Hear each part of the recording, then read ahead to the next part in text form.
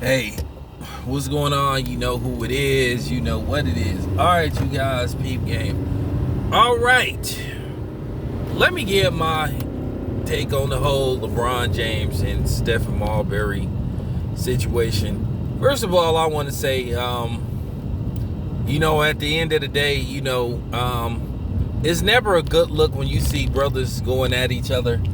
It is what it is. Some people say, hey, we can't ever be cool, but I do agree it get to a time where you just have to say, you know what, we may not be cool, but I'm not going to say nothing about dude. And I'm going to just leave it at that. Or at least not say his name, whatever the case may be, because there's quite a few people that, I'm at odds with, and I just keep it 100 and shit. Because I don't agree with them on certain things and they don't agree with me. But at the end of the day, I don't have to say their name specifically, because one, you could be accused of clout chasing, which that's not the case, or you could be accused of hating it. That's not the case, because that word is used a little too much for my taste. Just because you criticize somebody or you have an issue with somebody is not hating. It's just that you have an issue with somebody. It's a difference between this basically hating on somebody versus critiquing somebody. Hating on somebody is, it don't matter what they do, how good it is or how bad it is, or right down the middle, you just gonna always have something negative to say about somebody no matter what. And I don't roll like that. I'm not jealous of nobody. I don't hate on nobody. I'll call it like right how I see it. And that's how I'm going to continue to be. But let me get into this LeBron James, Stephon Marbury situation. This has been going on for a while. I think that maybe LeBron should reach out to Stephon Marbury and see can they at least try to come to some common ground, or just try to squash the beef that they have. But it appears that Stephon Marbury may be more pissed off at LeBron than LeBron is of him. Because that could be the case.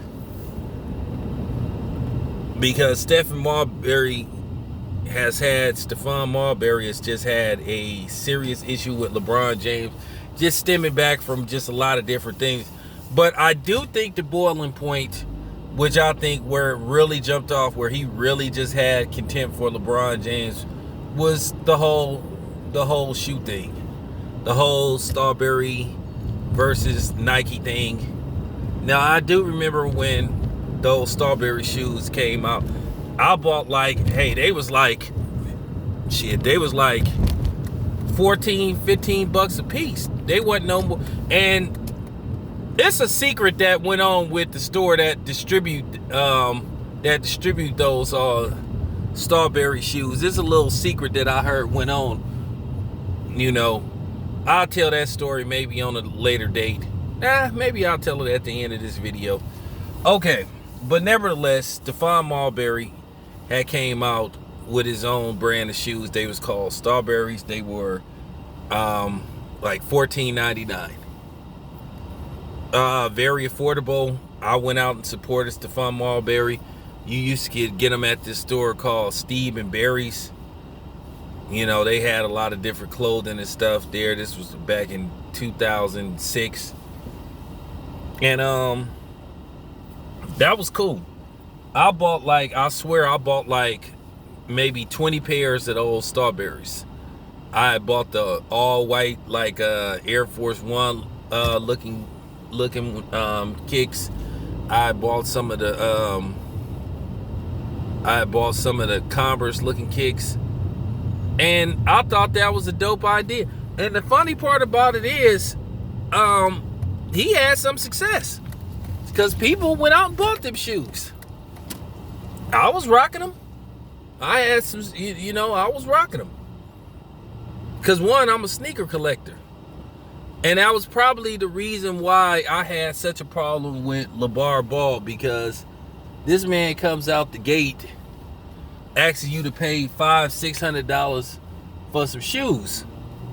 And I'm looking at Stephon Marbury and I'm like, okay, damn. And people got to understand the shoe game is just totally different from the clothing game. It's just, to be honest with you, it's a totally different elephant in the room. So, with that being said, and the media kind of instigated this beef too. They elevated it into something that it shouldn't have became.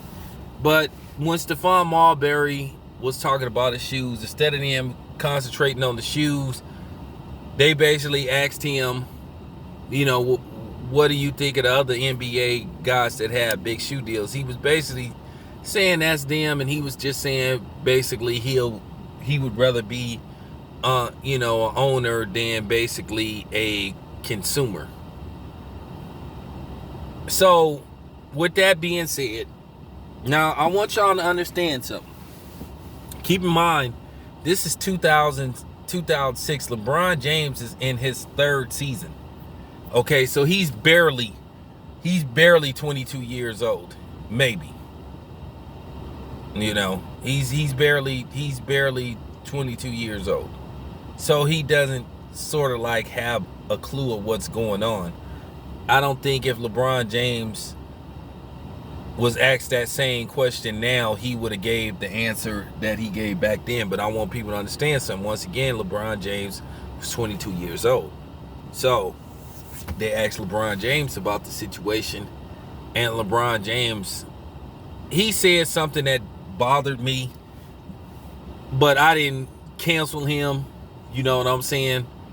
And some people got very upset by hearing LeBron utter those words, because a lot of us, including myself, thought that was a good thing.